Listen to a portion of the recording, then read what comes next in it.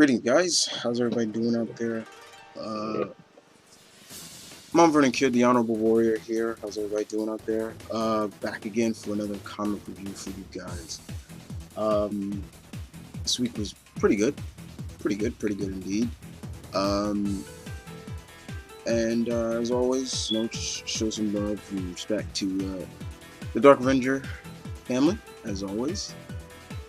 Tip my hats to everybody over there. Hope everybody's doing well. And of course,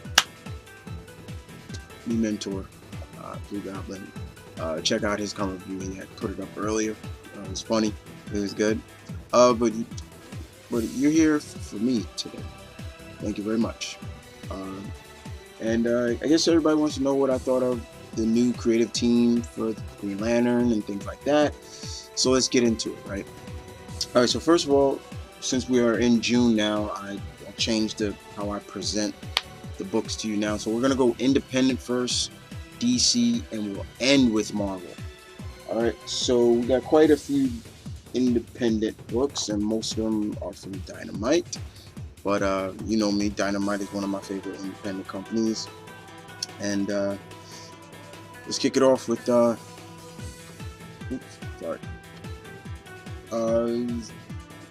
Black Bat. If you can see that, sorry. Beautiful cover. I wanted the Billy Tan cover. I love Billy Tan's artwork. I got it, as you can see right there. All right. So, excuse me. Let me turn that a little bit. Okay. So basically, guys, in the sense, Tony Quinn, Black Bat here, we're getting a glimpse in the past of he was giving up on life. He gave up. He wanted to kill himself. And what brought him back to don his alter ego Black Bat and set right the things that he helped make wrong when he was an attorney for the mob, and what happened to him as they blinded him and everything like that. So we get that, but we also get to see him continuing his fight against the crime families in his city. And we also get to see where he first gets his costume here, this costume right here. We also get to see, he carries guns. He carries 2 Glocks. And he even tells the people that help him out, I'm no killer. But we do start to see him use his guns in it.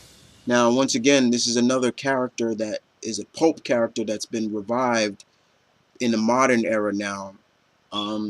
As you all know me, I'm a huge pulp character fan. Most of those characters that were created back in the 30s and the 50s and things like that.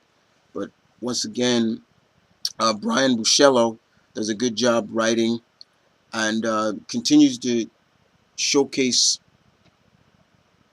Tony Quinn's quest of redemption, in a sense, as Black Bat. And good stuff. Still been, so far, only 2 issues, but I've been really enjoying it very much. So we move on to Ms. Fury, number 2. This is another Billy Tan cover. Yeah, love that cover. Let's see. Rob Williams still does the art, still doing the writing, and Jack Hubert still fantastic artwork from Mr. Hubert, I believe. Yeah, right. Yeah. And Marla, Miss Fury, she knows that she's switching from back in time. She's switching from the 1940s to 2013, and she knows that somehow,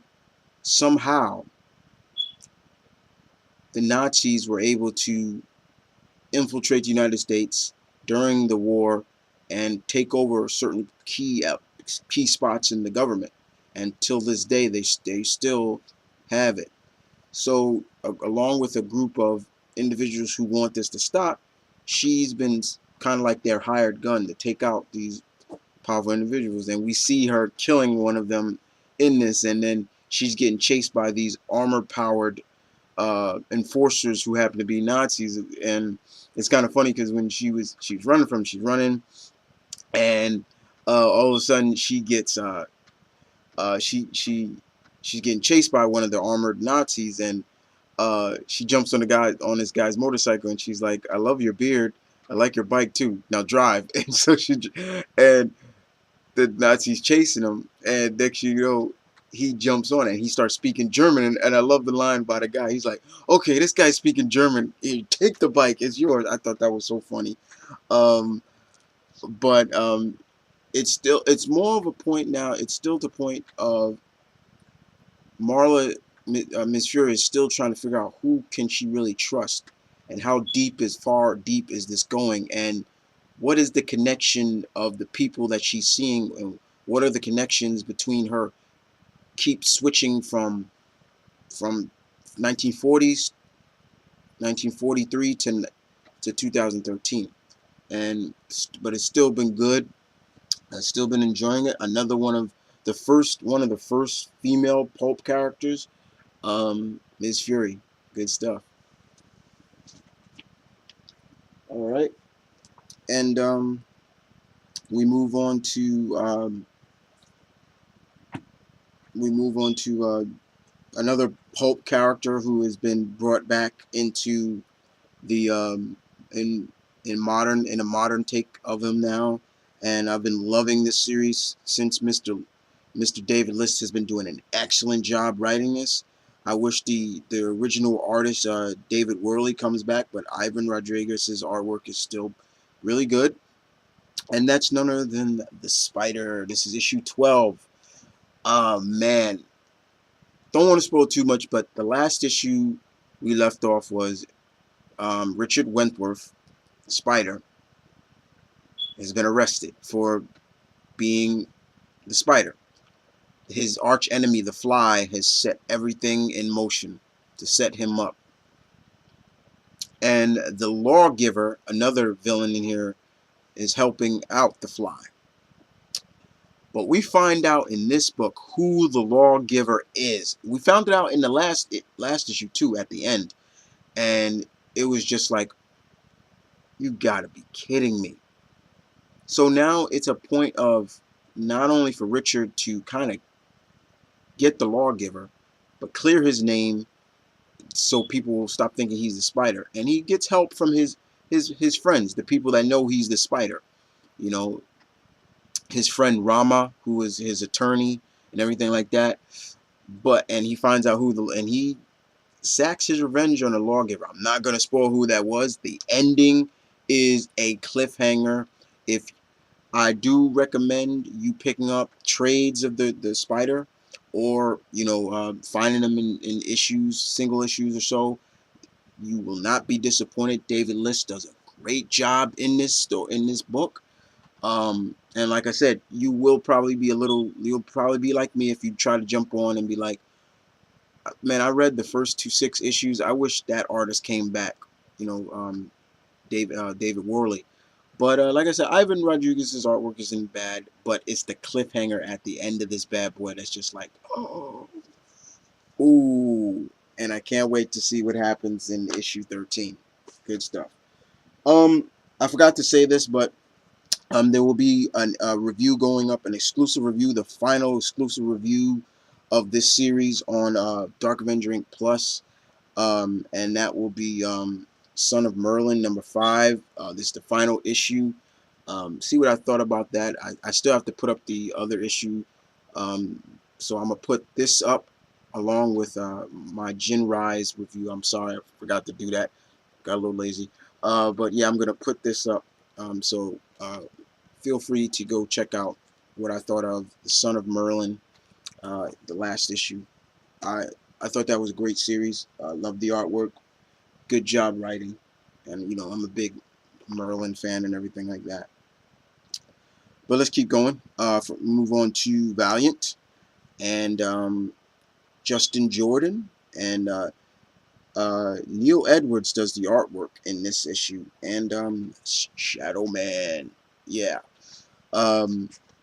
Valiant has just still been doing a fantastic job with this book, and this picks up right where the last issue left off, where the Shadowman Jack Boniface I hope I'm saying his last name right. He's paying a visit, paying his respects to a friend of his who was a waitress in a diner that he used to go to that got killed because of who he is. You know, he's the Shadowman now, so people know who he is. The demons and the people that work for Master Darkholm, one of his arch enemies. And he goes there and he finds out that he encounters an associate of Master Darkholm who is still trapped in the dead side. It's like a hellish world, and the individual was known as what's his name, Baron Somni, Somni, and in a sense, it's. But we find out that Baron Somni is not.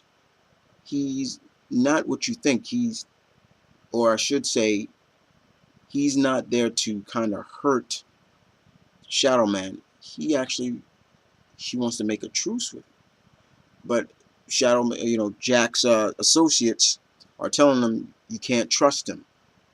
And in a sense, Jack is still so caught up and he's so angry at the life that has been brought to him and the deaths that have been caused because of this new life. He kind of accepts an alliance with Baron Somni, and it gets dire after that, especially with some of his allies, and it doesn't look so good for Shadowman afterwards. But still been loving it. Justin Jordan still doing a fantastic job writing this. I saw another Valiant still does a good job. Valiant is coming along once again, people. Valiant is coming along very well. They revived themselves very well. They're still bringing in new titles. The next new title I know they're bringing in July is Quantum and Woody, like a buddy book. But the real one I'm looking forward to is the Eternal Warrior. Definitely. Valiant, doing a good job. All right. So we move on to DC. And we start this off with Batwing 21. All right. Jim Palomino and Justin Gray. Jimmy Palomino and Justin Gray do the writing. And Eduardo Panzer, oh, okay, does the artwork. And this picks up right where the last issue left off, where Lucius Fox's son, who is the new Batwing, is battling a villain known as Lion Mane. Yeah, you see him on the cover, that big lion dude right there. He looks like a lion man centaur. He's looks like a fully lion, and he's got the body of a lion. I'll show you what he looks like. There he is right here. That's him right there. And it's a pretty slug out fight between Luke and Lion Mane. I know the name kind of sounds corny, but yeah, that's his name. And once again, this is still reminding me a lot of Batman Beyond, because Batman is watching and listening to Luke and giving him advice when he's fighting, like Bruce used to do with Terry McGinnis. And Luke, does he beat Lion Mane? Should I spoil it? Okay, yeah, he does. He uses a little bit of he outthinks him. But certain things aren't going his way in his personal life. Since he was in Africa, he comes back home, and his girlfriend breaks up with him. And she's like, "You were supposed to. What happened? Like, you were in Africa for 2 months, and you didn't think you could call me and everything." And he's like, "Where were you?" And she's like, "I was." Now he's still using the cover that because before he was Batwing, he was an MMA fighter.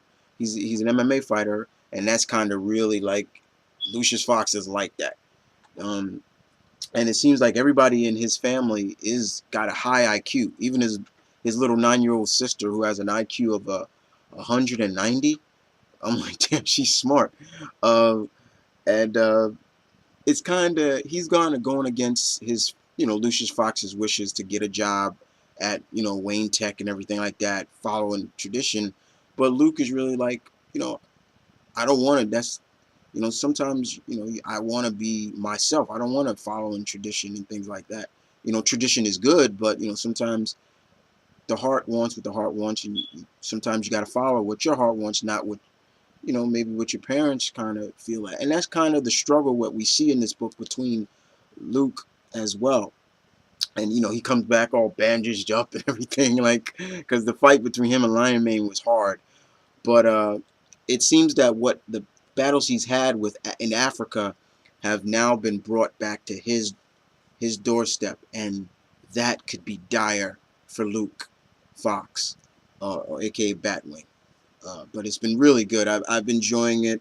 I'm hoping to see David Zamvimbi, the original Batwing, sometime soon. They say he's not. He will show up sooner or later, and I'm hoping. But so far, I'm still on board with Batwing. I've been on board for 20-something issues. I've been enjoying it, and Mr. Palamidi, and Justin Gray do a good job. That's just me. All right, so we move on to Detective Comics number 21, Shadow Assassin. John Layman does the artwork, and Scott Eaton is on the artwork. Wow. Not Fabok this time. That's okay. Scott Eaton's artwork is, I've always enjoyed Scott Eaton's artwork. In a sense, this issue is mainly about a former lover, in a sense, from Bruce's past. And we kind of know how most of the time Bruce's lovers, what happens to them. It's really sad. I'm sorry. But yeah. And basically, Harper Row is back. Now, once again, is Harper going to become the new Robin? Are they going to go with a female Robin? Once again, I throw that question out to everybody, not just Batman fans, lore, but just everybody. Does Batman need another Robin? Should he have another Robin? That's a question that I think we all should be asking, besides just who's going to be the next Robin, But if Harper Row is, I'd be cool with it. It'd be cool to see another female Robin. I mean, the last female Robin, which doesn't really exist anymore, but to me it still does, was Stephanie Brown. Even though it was short, she still will be considered she was a Robin. But if Harper does become Robin, okay. But in this issue, this former lover, Bruce, who Bruce knows when he meets her, she's gone through some changes. And by who, I'm suspecting I know who that shadowy figure or her sensei was. I'm thinking it may be O Sensei, but I could be wrong. It could be another famous beard character. I think everybody should know from Bruce's Rogues. But Harper kind of gets mixed up into it, and Bruce, of course, saying, Harper, why are you here? Didn't I tell you to stay away from this? You get yourself killed and things like that. And fortunately, Harper was not really there. She was just in the wrong place at the wrong time. But Bruce realizes, especially at the end, I know I'm spoiling this, that, Harper's going to she's going to do it no matter what. So he kind of gives her back her equipment and says, you're going to need this. But it was good. I enjoyed it for what it was. And yeah, Detective Comics 21. All right, so we move on to Earth 2, number 13. James Robinson. Damn, I'm going to miss this guy when he leaves this book. Yeah, you all should know James Robinson is leaving this title soon. And we have Yil Drire Sinar. I hope I'm saying your name right too.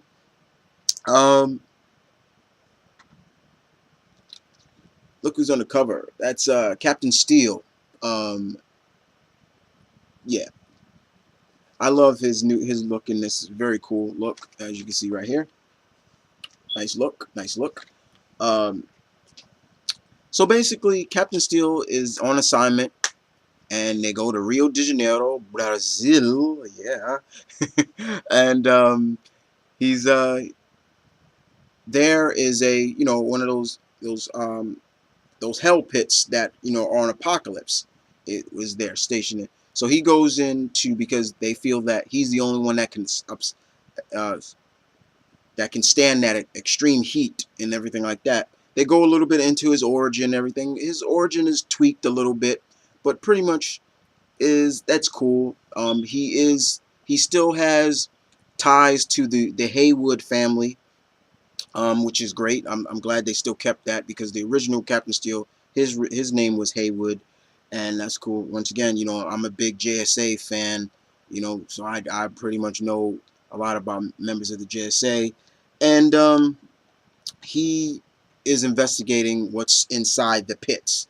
Meanwhile, we see what's still going on in China with Hawk Girl and everything like that, and she kind of gets to see the new Batman, the new Batman, Earth 2 Batman, who I'm still suspecting is someone tied to the Bat family. A lot of people, my mentor says it could be Commissioner Gordon. That would be a trip right there. Some people are saying it's either Dick or Jason or somebody like that, because he is not prone, he's prone to use lethal force, especially against Jason. And she's like, I, I just see who I thought I just saw, even when he helps her out. But she's still trying to get down to the bottom of what kind of problems was Alan Scott's lover, having, and what is a lot of, stuff from Apocalypse have to do with it. But it's the ending that is real. Was like, what? When Major Steel, Captain Steel, comes out of the pit, he's kind of really mangled up a little bit, and he goes on a rant about, you gotta tell them to close this. There's something in there, and he says who it is. It's a female, but I'm not gonna spoil what he says. It was like, dun dun dun, and once again, Mr. Robinson leaves us with a cliffhanger that is just like, holy shit, and something's coming. And I guess, in a sense, the World Army and all the wonders of Earth 2 better be ready. Earth 2, 13. Good stuff. Moving on. We move on to Green Arrow number 21, Deadly Secrets. Jeff Lemire, I tip my hat to you, sir. You have really, really turned this title around for the better. I'm glad I stayed on board. It's exactly what it says, Deadly Secrets. Bottom line is, it's a lot of secrets that deal with Ollie's father, and the secrets of Komodo, the secrets of the Queen family. I don't want to really spoil a lot for you, and their purpose. The island plays a big factor as well, where Ollie spent 5 years of his life, surviving. The fact is, here's the fact. I'm going to spoil this for you. This is a spoiler. Ollie's dad was on the island before Ollie came to the island, before he was shipwrecked on the island. We'll spoil that for you.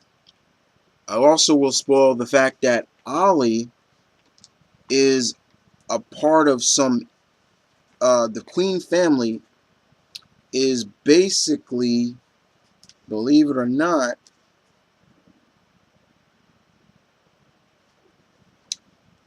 a part of an ancient society of, they're part of an ancient society of archers that are kind of, in a sense, to protect.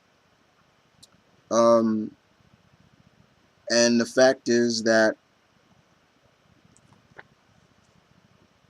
we get to see how Ollie's dad died by Komodo, and Ollie now is all about making Komodo and the outsiders and everybody like that suffer and pay for their crimes against him. And Ollie, he doesn't have his company no more. He doesn't care anymore. He just wants revenge for the death of his family, the death of his father, and everything like that. All the things that he loves that Komodo has done, he wants revenge, and he's gonna get it no matter what. Thank you, Jeff Lemire. Good stuff.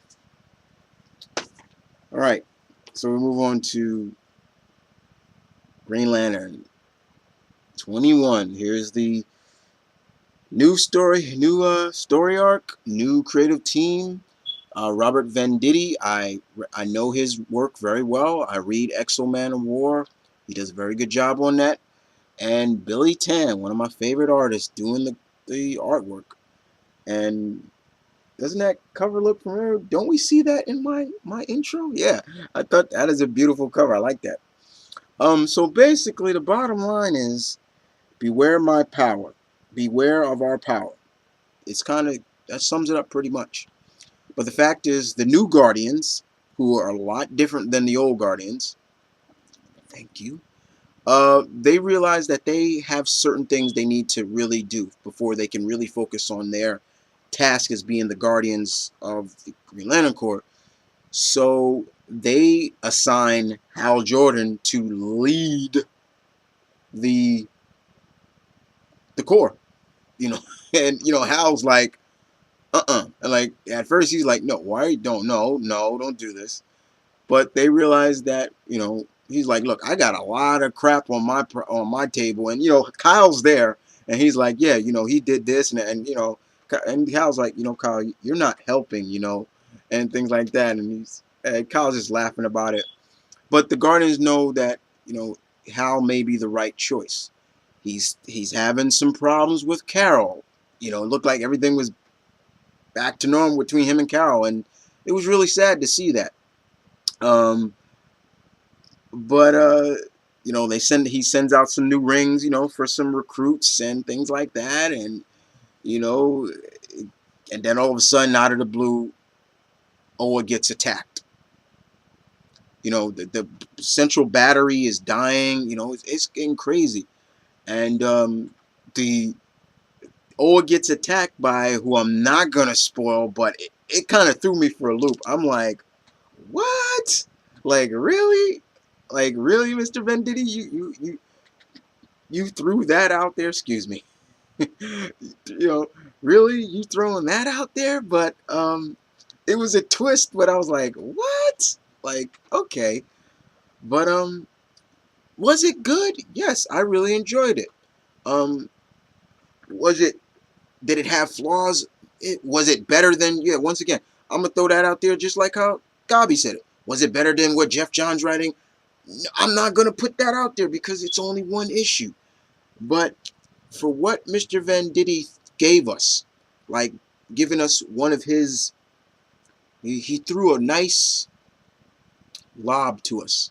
He gave us something to look at and gave us something to hit for now, if in terms of a pitcher. And that's good. But let's see what else he's going to throw at us. And but other than that, this was good stuff. I did enjoy it very much. And yeah, let's see how is going. Him leading the Corps now. It's like they're going to be turning to him, and that ending, especially at the end, is like, oh my god. So the last issue, the last DC book, The Movement. Miss Gail Simone, my lady, I will follow you into the gates of heaven or hell. I don't care. Yes, I'm a fanboy. I don't got a problem with saying that. You got a problem with that? Leave. Okay? But the fact is, this is issue number 2 of Gail Simone's The Movement. Like I said, when I saw this compared to the Green Team, I was like, I don't like that. Yeah, I'm a Gail Simone. So this issue kind of picks up, in a sense, right where the last issue left off. Virtue and her team capture the two cops from the previous issue that was trying to get some, like, get a little bit of a nookie from this young girl. So they, these crooked cops, pretty much, and a lot of her companions, especially Catharis. Catharis is right here, the winged woman right here, is like, we should beat them down, so they show her not to mess with everybody like that. And Virtue is like, no, we're not going to do that. We're not going to do that. And there's kind of some animosity between these two. Mouse is having some problems as well because one of his rats died, one of his favorites. So, and they're like, Mouse, you have thousands of millions of them. Why are you? Mr. Jingles was my favorite and everything like that. I think I'm gonna eat him now. I'm like, what the fuck,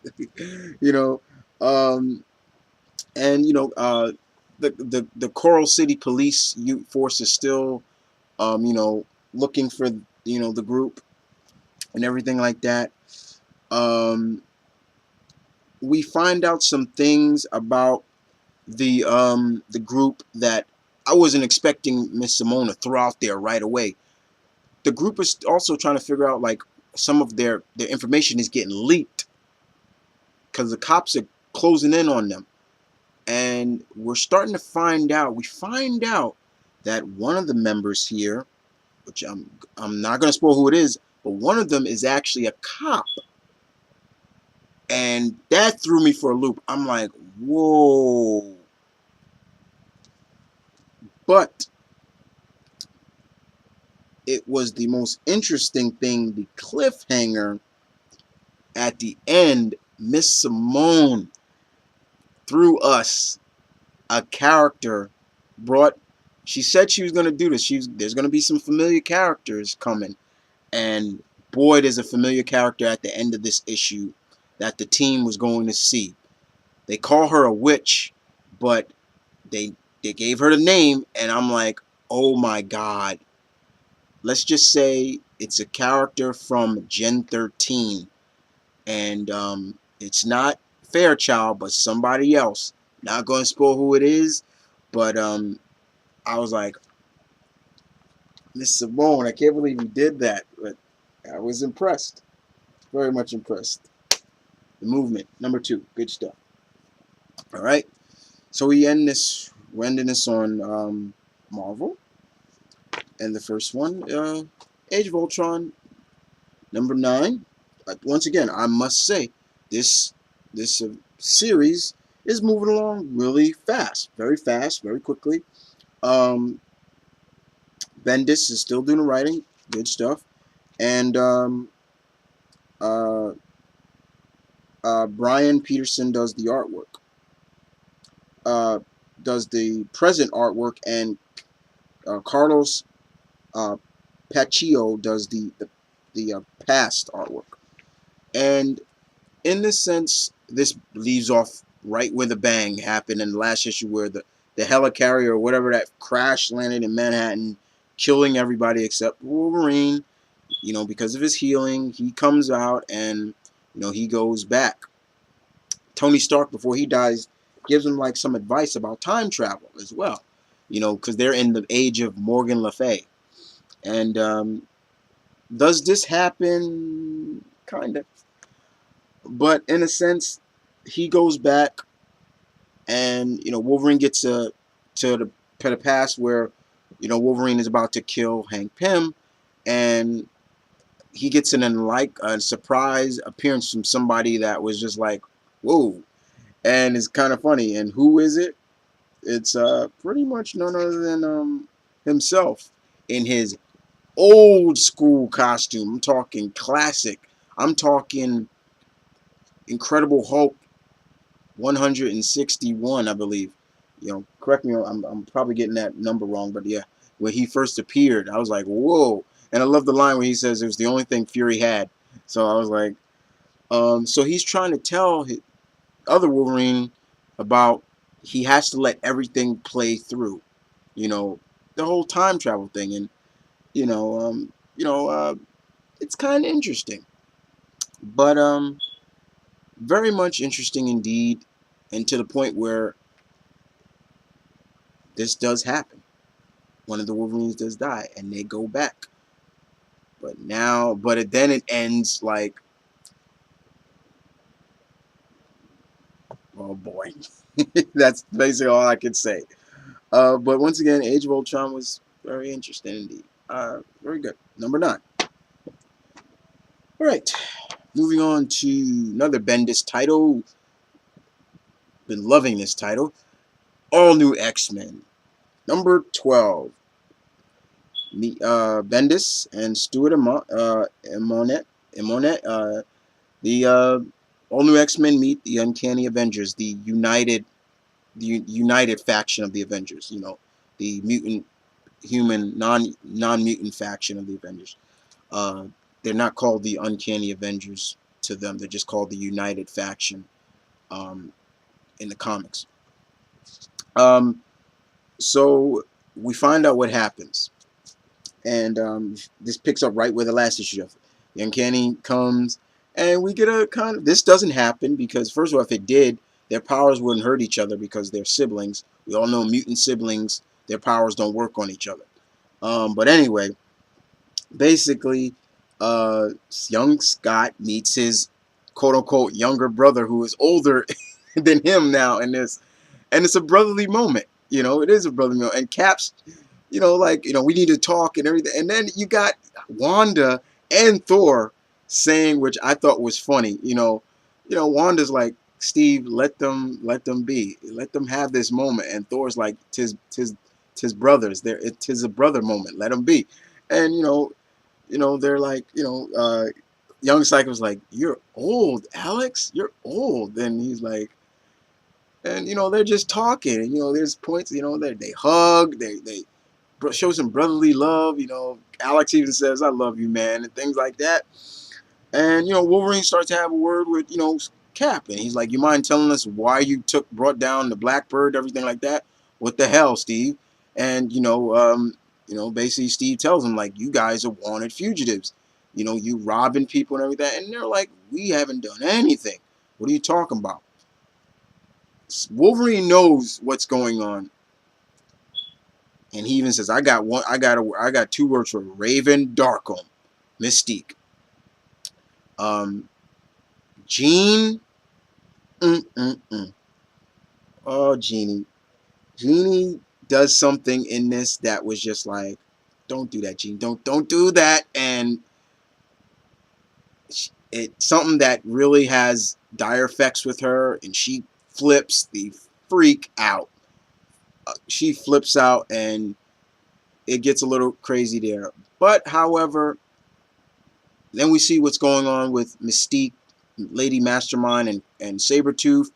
And Lady Mastermind comes up with her own theory of why Mystique is doing the things she does, which I'm not going to spoil. But this is really a true about the young Cyclops meeting his brother and everything like that. And I'm still wondering when the new they're going to get new costumes. They keep saying they're getting new costumes. And I'm thinking the reason why they're going to get new costumes is because of, being wanted. But other than that, I did enjoy this. And I love what Steve said at the end of the issue to Havoc. He said, that was a good moment. You got to see your brother when he was at his greatest moment. And, that was really good. And, it was a good moment. Did it almost bring me to tears? No, but it would have if I'd kept reading it over and over. It probably would, but it was good for what it was. I did enjoy this, but it wonders what's Mystique's game plan. Will the team stop her and things like that? But yeah, good stuff. Move on to Avengers number 13. This is the last part of the team in the Savage Land, and in this, the team is dealing with the High Evolutionary and the Terminus. Basically, the team is still, they were there just to kind of monitor these children that are in the Savage Land. They're like these white, pale-skinned, striped kids. And the High Evolutionary kidnapped them and is using them for experiments. And this really pisses off the Avengers, especially Hyperion, who really shines in this book. And he really does some damage in this. Not just to... He seriously does some damage to the High Evolutionary. I'm going to show you what he does to the High Evolutionary at one point. Let me show you what he does. Jonathan Hickman, Nick Spencer helps out, and Mike Deodato is still doing artwork. Let me show you what Hyperion does to the High Evolutionary guys. Here he is. Rips his freaking arm right off. And then he deals with the Terminus that the High Evolutionary summoned, and just showing you how pissed off Hyperion is. The High Evolutionaries calling him the Sun God. He just smashes his head, crashes it, things like that. And once again, we get a pretty decent moment with Thor and Hyperion, which we're starting to see a real good friendship evolve between the two quote-unquote gods, in a sense, the Thunder God and the Sun God, and if you want to call it that. And Hyperion is really coming to realize that he may have lost his world, but this world is becoming a part of him, and he's going to do whatever it takes to protect it, along with the Avengers and things like that, as he calls Thor his brother. And once again, like I said, as you can see here, another good moment between Thor and Hyperion. So I've been enjoying this. Hickman is doing a bang-up job with the title. And the next issue is a prologue into Infinity, which I'm going to enjoy because, yeah, we're getting an event. And yeah, it may be another event, guys, but it's an event where it's just a bad guy. It's not heroes versus heroes event. It's a clear-cut villain. The final part to Daredevil End of Days. This is the final issue of this limited series by Bendis. A lot of Bendis here. This was a sad book, very much. The Daredevil in this was trained by the original Daredevil, Matt Murdock, and he is the adopted son of Ben Urich. Matt trained him to be the next Daredevil after he was killed by Bullseye.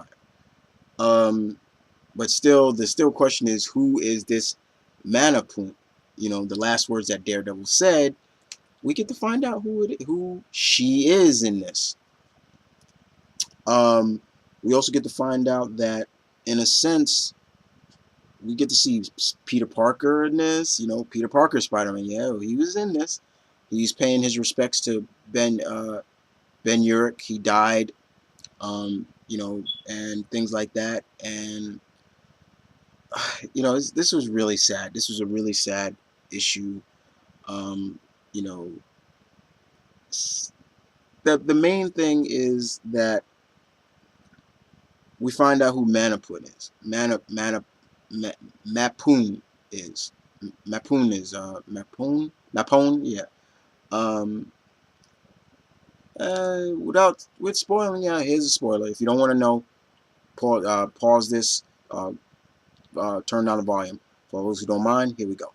Mapun is actually Matt Murdock's daughter in this world. Her name really is Mapun Ronava. So Matt married Black Widow in this story arc, and they had a kid. And her name was Mapun Ronava, but she said, but everybody calls me Stick. Stick, of course, being Daredevil's sensei. And now she will be Tim Urich's sensei as Daredevil. So yeah, but it was good. But it was very sad, though. Very sad. Fearless Defenders, number 5.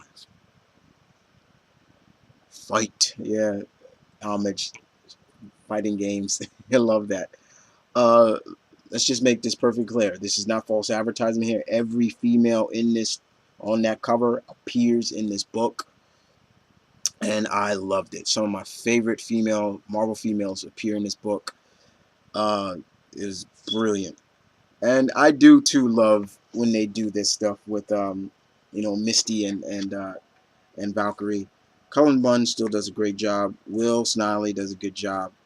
His artwork and the Valkyrie and her, as you can say, her shield maidens are still dealing with the Doom maidens, and they travel to Brazil, where they are in an arena that's pretty much Asgardian, and we kind of get into a face that as the Asgard influence was not just in the north, in Norway and things like that. There were other places as well. And I love the line where Hippolyta says, you know, about the arena that they're on. Like it's supposed to be like holy ground and stuff like that, where games were held to be honored. And I love where Hippolyta says, "This is an arena," and Hippolyta says, "What? I'm Greek. I know arenas. Also, the only movies that Pluto allows in the underworld are Gladiator and Mortal Kombat." I laughed my ass off when she said that. That was so funny. And they face the Doom Maidens here.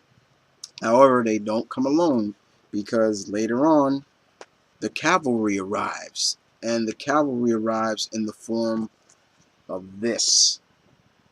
Yes, we're getting Spider-Woman, Black Cat, Hellcat, Tigra, She-Hulk, Elektra, Storm, Thundra, Misty Knight, Tarantula, Colleen Wing. Some people I've said were probably going to be here, Black Widow, and Captain Marvel. Once again, I love it, but I wish Songbird was a part of this. No love for Songbird. Marvel, put some spotlight on Songbird. And they do some things in here that is really cool. The team, and I loved it. I love some of the lines that some of the ladies say to each other. Like, here's one of them that kind of gives a little tidbit of the past event. Storm says, Ms. Marvel says to Storm, Captain Marvel, Carol says to Storm, "Storm, what's the deal with Valkyrie? Last time I heard, the two of you were duking it out over San Francisco." And, Storm says, "Friends fight sometime, Carol's. Lately, it seems we fight a lot." Kind of giving a tidbit like, yeah, the heroes are fighting a lot. And I thought working together might feel good for a change. So, yeah, we were seeing that. Another line where I thought was funny was where Black Cat says, "Tigra, Black Cat, and Hellcat working together. If the Spider were here, he'd be cracking jokes about lost mittens," or something like that. And Hellcat says, "I'm glad he's not here." It was funny. There was a good moment between Colleen Wing and Misty, the Daughters of the Dragon. Always loved their stuff. And Hippolyta meeting She-Hulk for the first time, and Thundra saying to why is anybody know why Annabelle is here? Like, what is she do? She can't fight and things like that. It gets really good. But it was just really good. And then the ending, what happens? Not going to spoil what happens to Valkyrie, but let's just say she ups the ante, and let's just say she releases her true potential in a sense. Good stuff. Moving on to Superior Spider-Man number 11. Christoph Gage along with Dan Slott. Camila Cole does the artwork. Pretty much this is, Peter Doc has been asked to come in to watch the slaying of the Spider Slayer, Alistair Smythe, because of what he did to Jonah's wife, Marla, and on the raft and everything like that. In the beginning, Ock he's in class, he's talking to himself. He's like, he's so bored out of his mind. He's like, And you just hear the complete arrogance of Doc Ock, which that's what turns me off about him. And that's what I keep saying, when Peter returns, which he will, it's like his life is going to be complete hell. Maybe some good, but a lot of hell as well, because of Ock's attitude and things like that. Even to Max Modell, it's just like, Jesus Christ, like, grow up, in a sense, like, grow up. And but in a sense, Ock is still kind of one step ahead of Alistair's knife when he tries to escape from the raft. And we get to see some of the results of what happened to a lot of the villains, like the Scorpion, Boomerang, and uh, Adrian Toomes, the Vulture. Uh, but this is only part one, and it was good. It was good, but to me, it's still Ock's attitude that is. I'm just like, you just want to slap him. Like, would you just grow up? Like, grow up. That's what bothers me. But as always, I continue to ride this through. As always, it's not bad writing by Dan Slott. It's just that it's just his attitude. It's just Ock's attitude, and I know I expect that, but it's just now. It's just like grow up, Ock. Grow up. That's all. And Thanos Rising.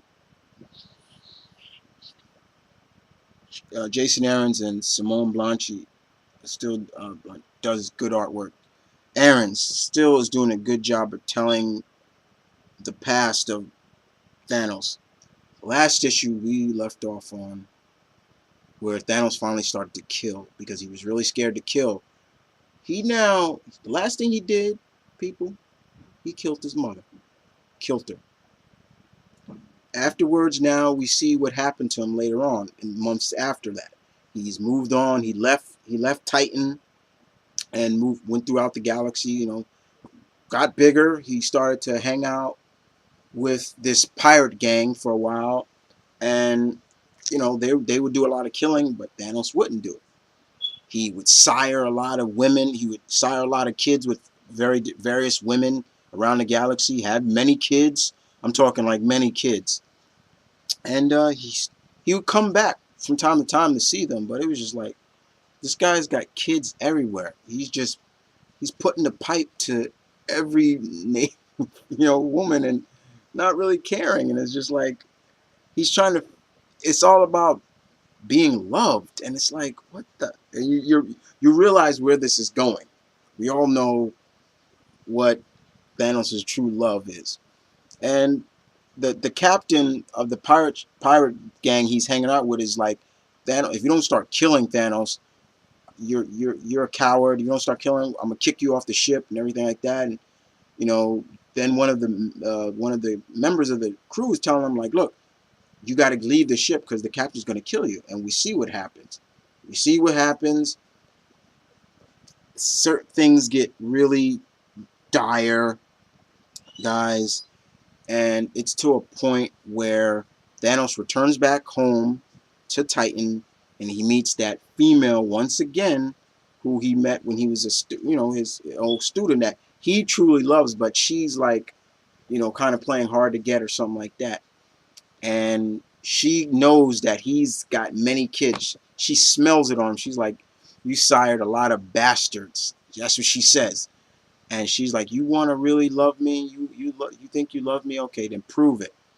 And right there, I'm going to end it because Thanos does some shit in here that just shows how crazy, how sadistic this guy, what Thanos truly is. Unbelievable stuff.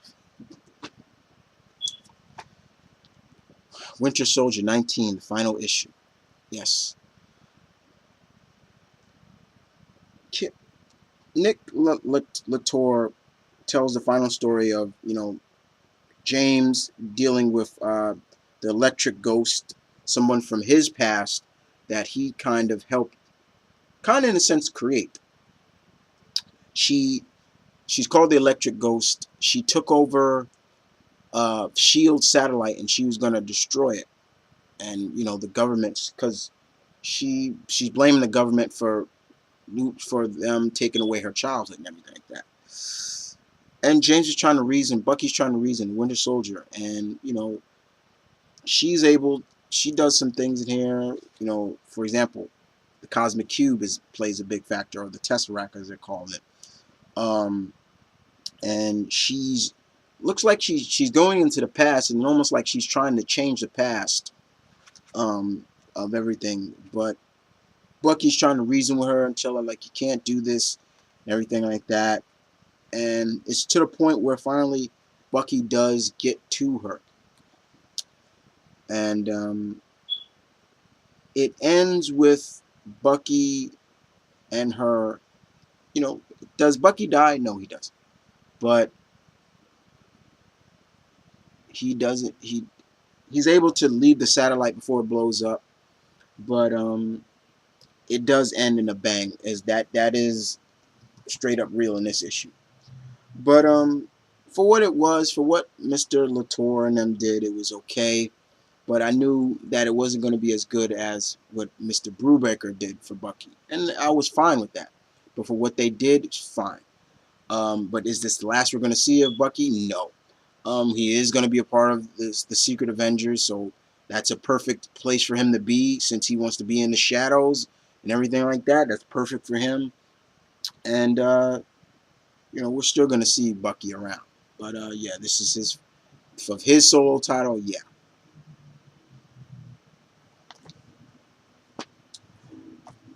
And last but not least, we're talking about the end of X Factor, part 1 of 6.